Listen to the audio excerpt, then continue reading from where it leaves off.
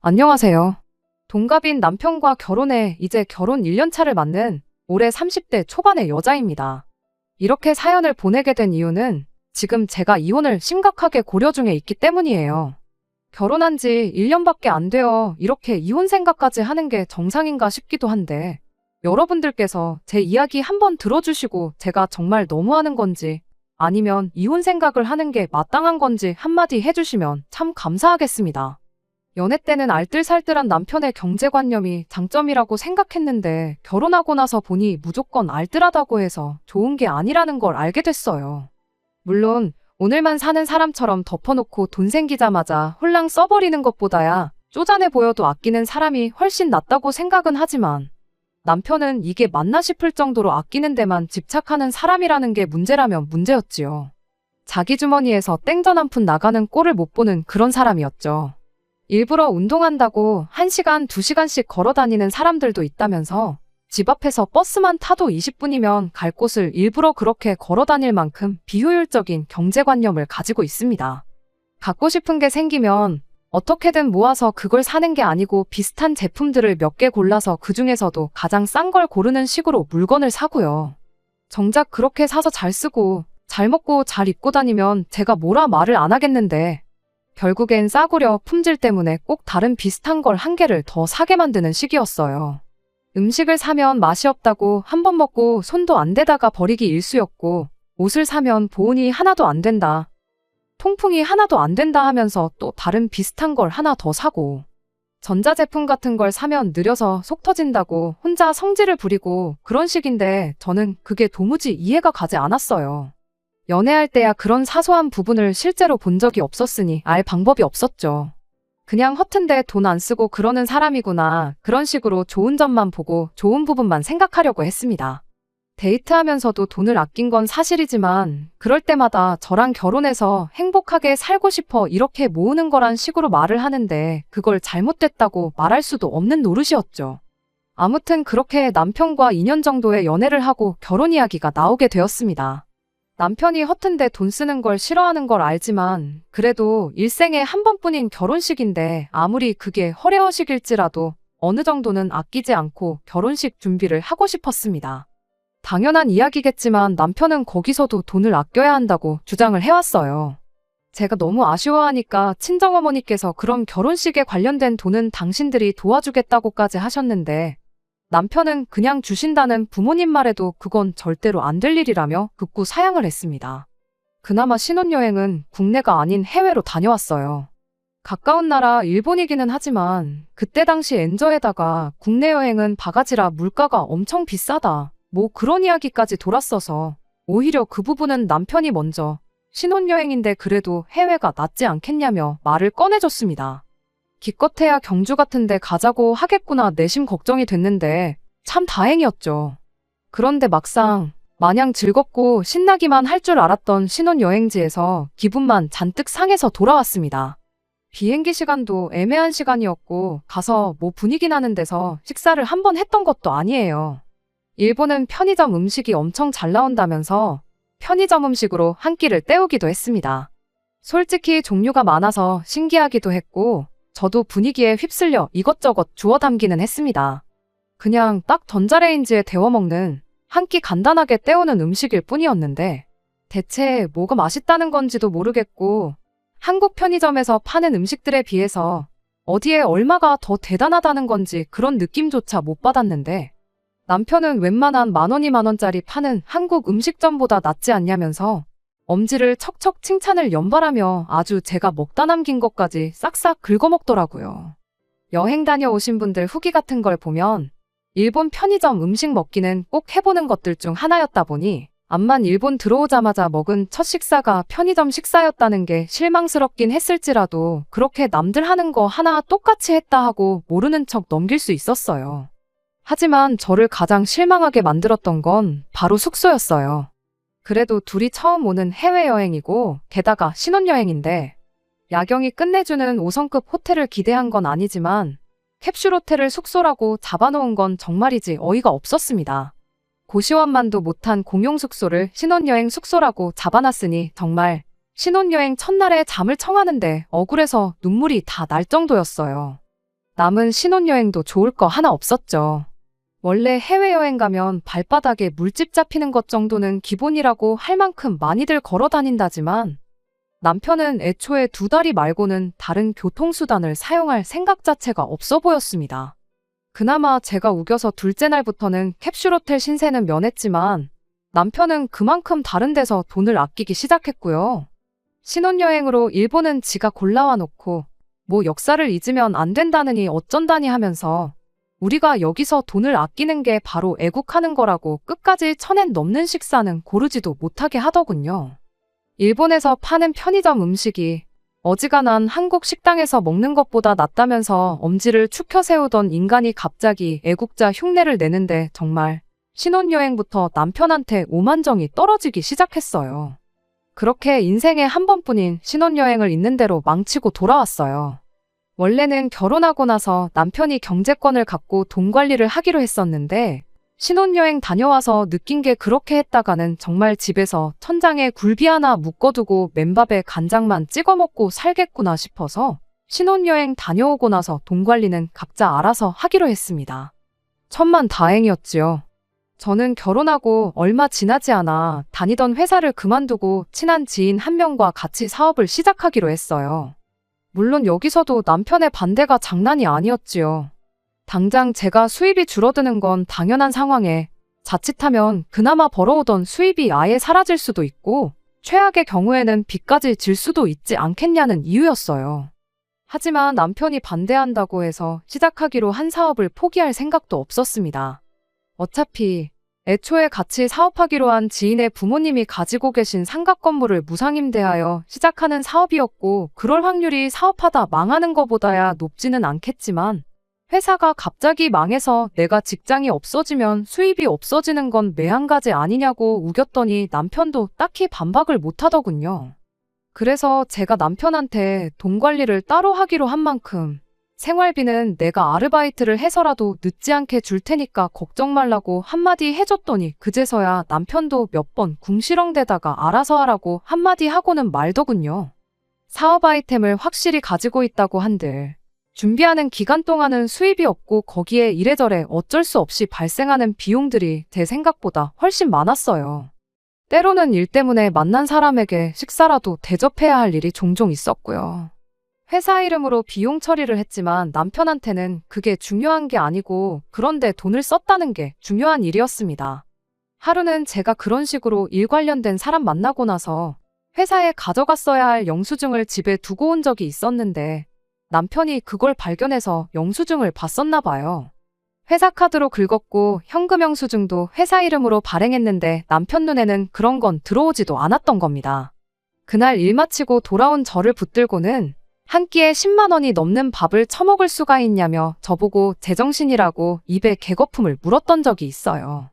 남편한테 영수증 똑바로 보라고 내 돈으로 한 게 아니고 회사 돈으로 한 거 안 보이냐고 따졌더니 그제서야 그게 눈에 들어왔는지 아무 말도 못하더라고요.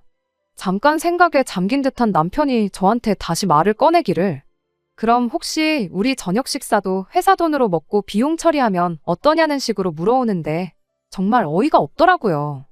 그게 말이나 되는 소리냐고 따졌더니 남편이 말하길 밖에서 알지도 모르는 사람한테 밥 한 끼로 10만 원 쓰지 말고 그 사람들하고 10만 원치 먹을 거 8만 원만 먹고 2만 원은 우리 먹으면 돈 10만 원 쓴 건 똑같은 거 아니냐입니다. 당신 횡령이라는 말은 들어나 봤냐고 당신하고 만 원짜리 밥 한 끼 사 먹자고 20년을 알고 지낸 동업자하고의 신뢰를 산산조각 내버릴 생각도 없다 한마디 해줬습니다. 그랬더니 남편이 말하길 그럼 밖에서 모르는 사람하고 처먹는 돈 좀 아끼라고 싫은 소리를 하더라고요. 비용 처리한다고 그 돈을 전부 돌려주는 것도 아니지 않냐고 어차피 벌게 될 돈에서 나가는 건데 아끼는 만큼 더 버는 거 모르냐고 하면서 말이죠. 남편이 이렇게 돈 한 푼 쓰는 걸 아까워하게 된 데에는 남편 나름의 사연이 있기는 합니다. 남편이 어릴 적에 시댁 형편이 정말 안 좋았었다고 해요. 붕어빵 하나 사 먹는데도 손을 바들바들 떨던 시어머니를 보면서 자라온 남편이었다 보니 자연스럽게 남편도 돈을 아껴 쓰는 게 습관이 되고 말았던 거죠. 어쩌다가 생각지도 못한 손해를 보게 되면 그건 그거대로 무슨 죽을 죄를 진 사람 마냥 죄책감을 느끼고 1,000원 한 장에 벌벌 떠는 사람이 돼버린 겁니다. 하지만 그거야 남편 사정이고 남편이 돈을 아끼는 건 사실이지만 말씀드렸다시피 그 방법이 당장 쓰는 돈을 줄여줄지언정 가게에 대단한 보탬이 된다는 느낌은 거의 없었어요. 티끌 모아 티끌이라고 푼돈 아끼면서 다른 데 들어가는 돈이 또 많았거든요. 시작할 때 말씀드렸던 것처럼 걸어서 2시간 거리는 자전거 타고 2발로 걸어 다니고 하는 건 기본이었지만 체력이 그렇게 좋은 편도 아니라 몸살 나서 알아눕는 게 한 달에 한 번꼴이라 약값으로 들어가는 돈이 또 따로 들었고 갖고 싶은 것과 비슷한 거 싸구려 제품을 사서 버리는 일 또한 부지기수였습니다. 그것도 모자라 어디 길 가다가 자기가 알고 있는 가격보다 저렴하게 팔고 있는 걸 보면 그냥 지나치는 법이 없었어요. 원래는 10,000원짜린데 세일하고 또 세일을 해서 이제 1,000원밖에 안 한다느니 하면서 이런 건 1,000원 주고 사는 게 오히려 더 이득이라고 하면서 필요도 없는 걸 사오질 않나. 어디서 쓰레기 같은 걸 얻어와서는 혹은 주워와서는 이걸 자기가 잘 고쳐서 중고로 팔아야겠다며 수선도구 사는데 들어간 돈도 무시 못합니다. 그렇다고 그걸 고쳐서 중고로 시세대로 팔았냐 하면 그런 물건들은 손에 꼽을 정도로 없고요. 제 남편은 무작정 안 쓰고 모으는 것만이 좋은 게 아니라는 걸 보여주는 단적인 예 그 자체였습니다. 그래서 이런 사소한 일까지 남편과 돈 때문에 계속 불협화음이 생긴다는 게 답답할 노릇이었지요. 그래도 그런 서로의 다른 점을 하나씩 맞춰 살아가는 게 결혼이라 생각했고 그런 자린고비 같은 모습만 빼놓는다면 저한테만큼은 정말 잘했던 사람이니 시간이 지나면 익숙해지거나 서로가 반발짝씩 양보하거나 하면서 자연스럽게 해결될 문제라고 생각했습니다. 그런데 결국 남편에게 크게 실망하게 되는 일이 하나 있었어요. 남편이 뭐 개인적으로 필요한 물건이 있었나 본데 그걸 운 좋게 중고장터에서 신품급 매물을 찾았나 봐요. 택배로 받으면 그만인 물건이었지만 겸사겸사 저랑 데이트도 할 겸해서 직거래를 하기로 했으니 거기 좀 다녀오자고 하더라고요. 얼마 전 일이니만큼 남편이 짠돌이처럼 구는 게 어느 정도 익숙해진 상황이었다 보니 저도 별 불만 없이 같이 거기를 다녀오기로 했어요. 가는 길에 남편이 그 동네 짜장면을 아주 제대로 하는 곳이 있다면서 오는 길에 짜장면 한 그릇씩 사 먹고 오자고 하는데 아무리 볼 일이 있어 겸사겸사 다녀오는 거라지만 모처럼 데이트 나가서 짜장면 먹자는 게 싫었을 수도 있는데 말씀드렸다시피 이미 남편이 저러는 게 어느 정도 익숙해진 상황이었다 보니 그냥 아무 불만 없이 묻지도 따지지도 않고 그냥 따라 나갔어요. 그래도 나름 맛집이라고 찾아놓은 게 기특할 따름이었죠.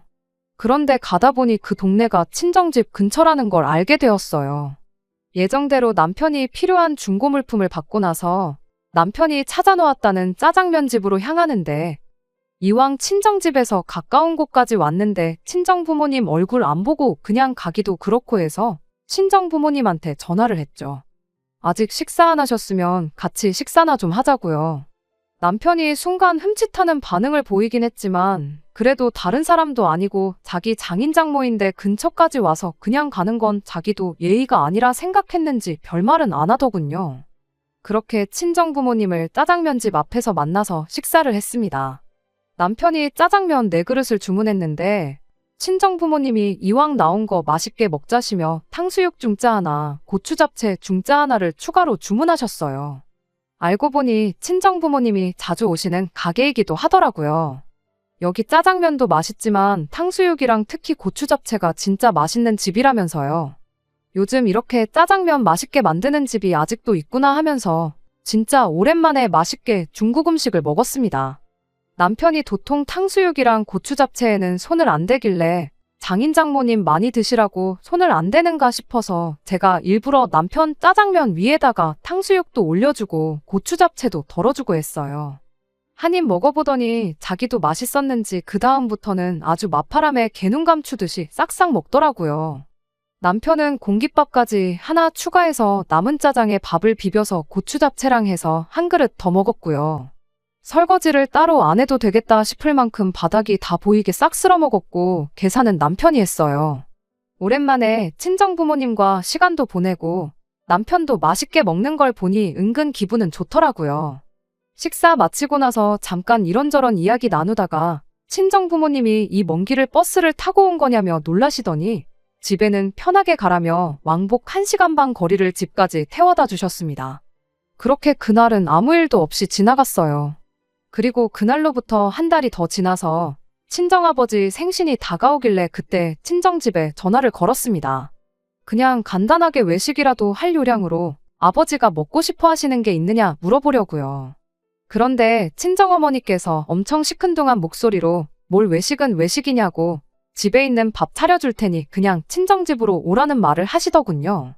모처럼 생신인데 외식하자고 제가 몇 번을 말했는데 친정어머니가 생일이 뭐 대단한 날이라고 외식까지 하냐며 자꾸 거절을 하다가 나중에는 왜 그렇게 시큰둥한 반응을 보이셨는지 그 이유를 알려주시더군요. 친정어머니가 사위가 또 맛있게 외식하고 돈 내놓으라고 할까봐 너네랑 외식은 못하겠다고 하시는 거예요. 처음엔 제가 들은 게 진짜인지 제 귀를 의심을 했습니다. 친정어머니한테 그게 무슨 소리냐고 되물었는데 친정어머니가 그제서야 그날의 일을 저한테 말해줬어요. 식사 마치고 친정부모님이 저희들 집에 내려다 주시고 집에 돌아가는 길이었는데 남편한테서 문자가 한 통 왔더랍니다. 잘 먹었다고 그런 심심한 인사 한마디 보냈을 줄 알았는데 문자 내용을 보고 기가 막히셨다네요. 문자에 탕수육이랑 고추 잡채 그리고 장인 장모님 앞으로 시킨 짜장면 2그릇 값 해서 7만 원을 자기 계좌로 보내달라고 써 있었대요. 맨 밑에 줄에 자기 계좌번호랑 해서 말이죠. 친정어머니가 하도 어이가 없어서 저한테 말해주려고 했는데 친정아버지가 괜히 이거 가지고 저한테 연락했다가 괜히 저랑 남편 부부싸움 나지 않겠냐며 말리셨대요. 그래서 여지껏 말 안 하고 가만 계셨는데 친정어머니도 저희들 싸움 붙이고 싶은 생각은 없으셨지만 그래도 말해줄 건 말해주는 게 맞다 싶어서 이번에 말 나온 김에 이야기해주는 거라고 하시더라고요.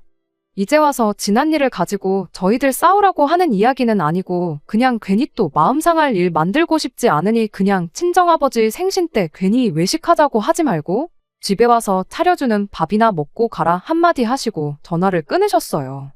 전화 말미에 괜히 장인장모가 돼서 딸하고 사위 싸움 붙이는 느낌이니 절대 이 일을 가지고 남편하고 싸우거나 하지 말라고 당신들은 그냥 넘어가기로 했다고 한마디 하셨는데 자초지종을 알아버렸는데 그냥 넘어갈 수가 없었어요. 같이 식사한 게 친정부모님이 아니라 시부모님이었으면 어땠을까 생각하면 너무 열이 받더라고요. 그래서 그날 저녁에 퇴근해서 돌아온 남편 붙들고 한마디 했습니다. 지난달에 우리 부모님하고 밥 먹고 나서 밥값을 따로 청구했다는데 그게 사실이냐고 그리고 사실이면 대체 무슨 생각으로 그랬던 거냐고요. 그랬더니 남편이 그게 무슨 잘못이냐는 듯 뻔뻔하게 한마디 꺼내더군요. 장인 장모님하고 같이 식사하는 건 애초에 계획에 없던 일이었지 않냐고요. 그리고 장모님도 참 너무하신다 하면서 불만을 토로하더라고요. 어이가 없어서 누가 너무한 건지 밖에 나가서 지나가는 사람들 붙들고 한번 따져보겠냐고 남편한테 한마디 했어요. 그랬더니 남편이 그게 아니라 장모님이 너무 당신 유리한 대로 설명을 하셨다고요.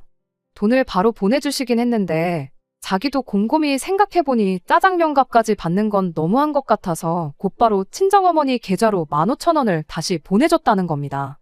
그런데 어떻게 그 이야기는 쏙 빼놓고 내가 7만 원을 달라고 했던 것만 이야기하실 수가 있냐고 따지는 거예요. 이 인간이 제정신인가 싶었죠. 당신이 돌려드린 게 짜장면값 15,000원이 아니라 나머지 다른 음식 먹은 거 55,000원을 돌려드렸다고 해도 이 상황 자체가 말도 안 되는 거다 한마디 해줬더니 남편이 대답이라고 하는 게 더 어이가 없었어요. 애초에 나는 장인 장모님하고 같이 식사를 할 계획이 없었다. 나한테 상의도 없이 2분 불러낸 건 당신 아니냐 하면서 따지더군요. 그날 중고로 샀던 물건값이 신품 사는 거랑 가격 차이가 3만 원 정도 났답니다. 둘이서만 먹었으면 자기는 15,000원을 번 거나 마찬가지인데 계획에도 없던 장인 장모님 때문에 돈을 더 쓰게 되면 그날 그 멀리까지 발품 팔아서 찾아간 이유가 하나 없고 자기만 손해 아니겠냐며 손익을 따지더라고요. 거기에 자기가 100번 양보해서 식사를 대접해드리려고 했는데 또 자기 의사는 묻지도 않고 음식을 추가해서 시킨 건 장모님 아니셨냐고. 암만 생각해도 밥값은 돌려받는 게 맞는 것 같아서 자기도 생각 많이 하고 그날 문자를 보냈다는 거예요. 어이가 없어서 그날 그 자리에서 제일 야무지게 식사한 사람이 할 소리는 아닌 것 같다고 한마디 했더니 그것도 다 이유가 있더군요. 자기는 먹을 생각이 없었는데 제가 억지로 먹게 시켜서 먹은 거라고요. 무슨 소리를 하는 건가 했더니 그날 남편이 일부러 다른 음식 손도 안 대고 짜장면만 호로록 먹고 있던 게 애초에 그 음식 가격들을 책임질 생각이 없었기에 그랬다는 소리였죠.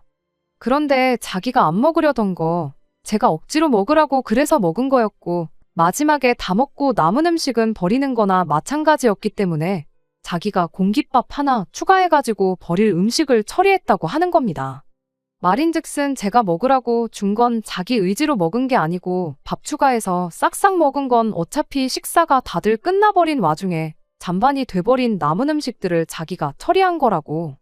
그러니 자기는 그날 시킨 탕수육하고 고추 잡채를 하나도 안 먹은 거나 마찬가지니 돈 계산을 할 필요도 없는 거나 마찬가지라는 말을 하려는 거였죠.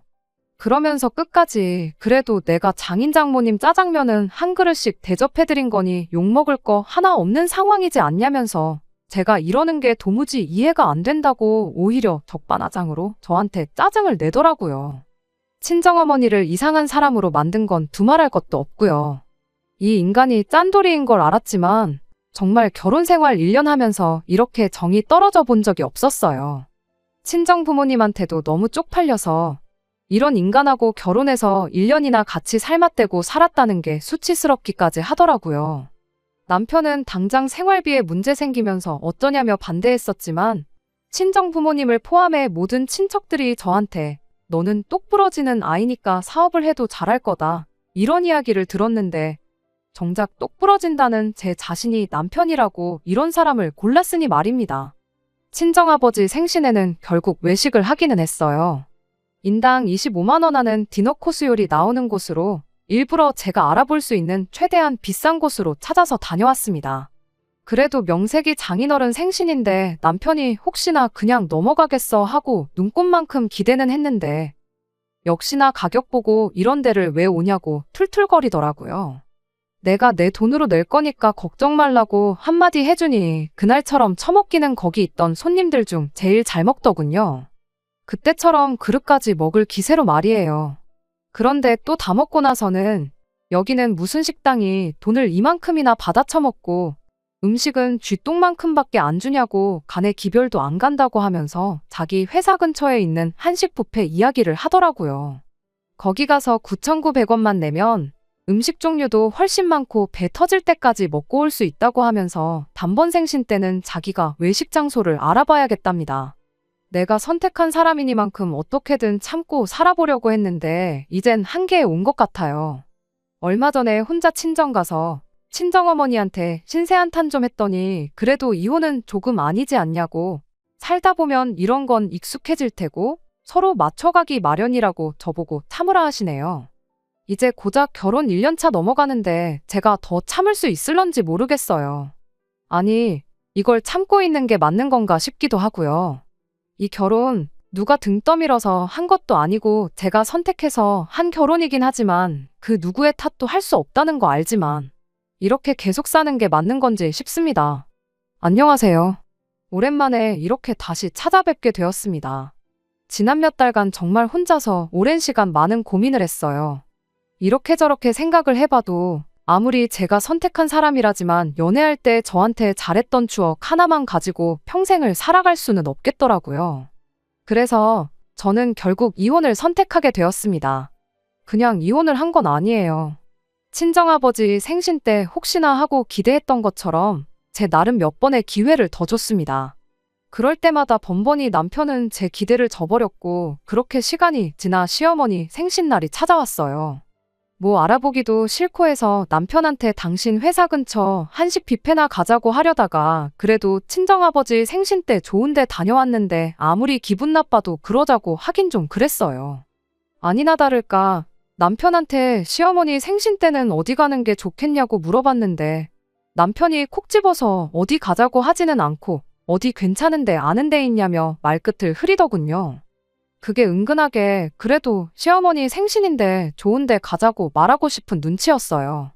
친정아버지 생신에 그렇게 비싼 데 다녀왔으니 시어머니 생신 때도 좋은 데 한번 다녀오고 싶은데 막상 자기가 알아보면 계산도 자기 돈으로 다 해야 할 것 같으니 저보고 알아오라고 한 다음에 책임을 저한테 일부나마 덮어씌우고 싶어서 저런다는 게 눈에 딱 보이더라고요.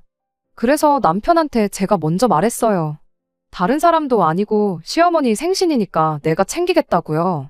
그랬더니 남편이 입이 귀에 걸려서는 그럼 저번에 장인어른 생신 때 다녀온 데 같은 곳으로 한번 알아보라 하는 겁니다.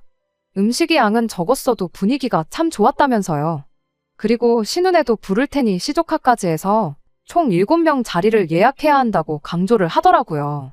결혼한 지 얼마 안 돼서 시아버지 생신이 있었는데 그때는 남편이 누나네 오면 돈 안 낼 게 뻔하다고 일부러 부르지도 않았었는데 제가 챙긴다고 했더니 그래도 지 가족 공짜밥 먹여주겠다고 부르는 속이 안 봐도 뻔했습니다.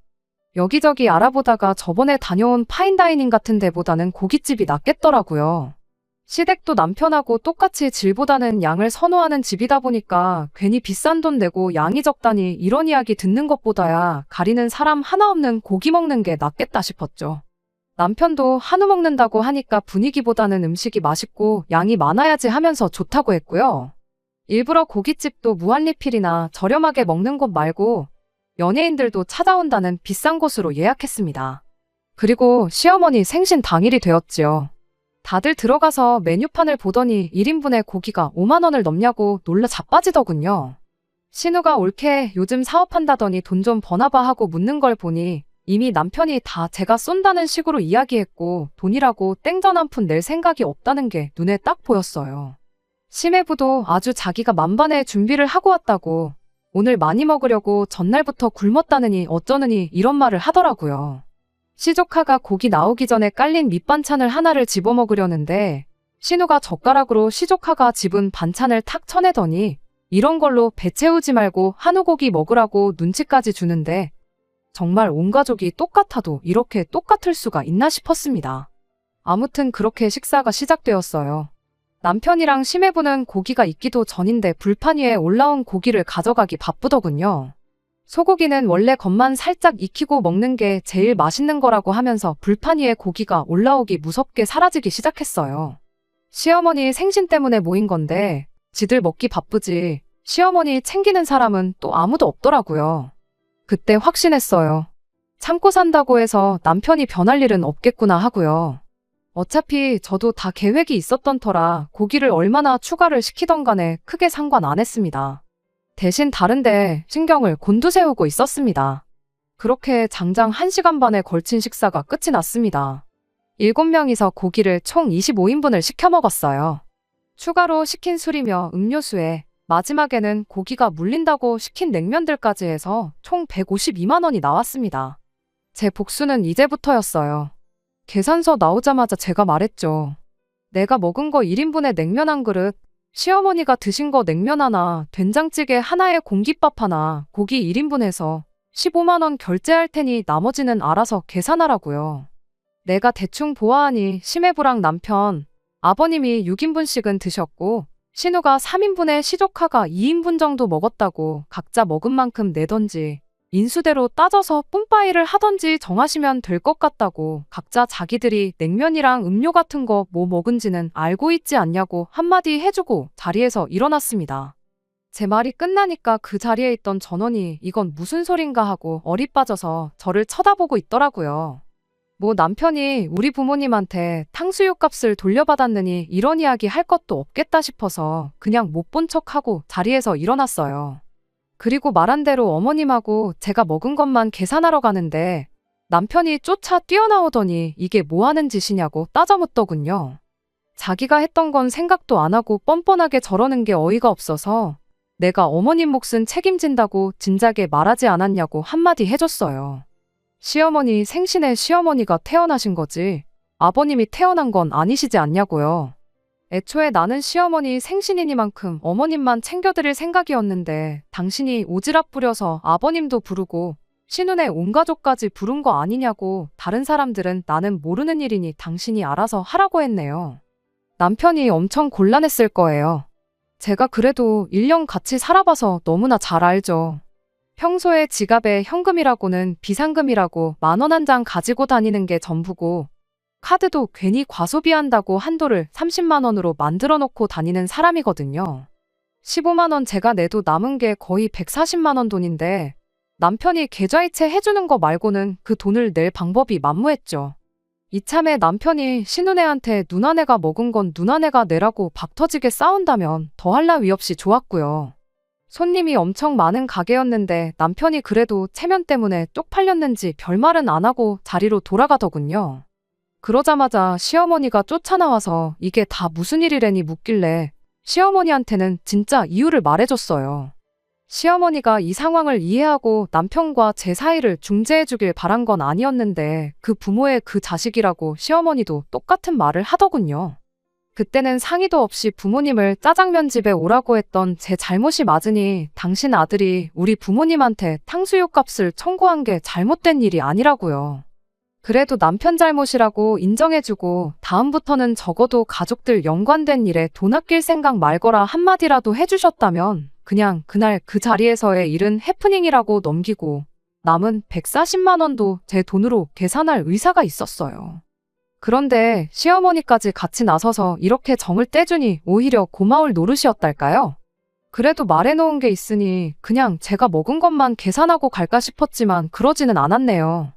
그렇게 저랑 시어머니 몫만 계산하고 나와서 저는 혼자 택시 타고 집에 돌아갔습니다. 어떻게 합의를 본 건지는 모르지만 제가 집에 도착하고 한 2시간 정도 지나서 남편이 집에 돌아왔습니다. 그 와중에도 교통비 아끼겠다고 걸어온 건지 아주 온몸에 땀이 뻘뻘 난리도 아니었어요. 비싼 밥 먹고 그걸 그렇게 빨리 소화시키면 어쩌냐고 제가 한마디 했더니 남편이 폭발해서는 저한테 화를 내기 시작했어요. 애초에 시어머니만 챙긴다고 했는데 다른 가족들 부른 건 당신 아니냐고, 다른 사람들 몫은 사실 부른 사람인 당신이 냈어야 하는 거 아니냐고 빈정거렸죠. 그랬더니 남편이 그때 탕수육 가지고 아직도 그러고 있냐고 하면서 그때랑 지금이랑 같냐고 하는 겁니다. 그때는 그냥 날이었고 오늘은 어머니 생신이지 않느냐고요.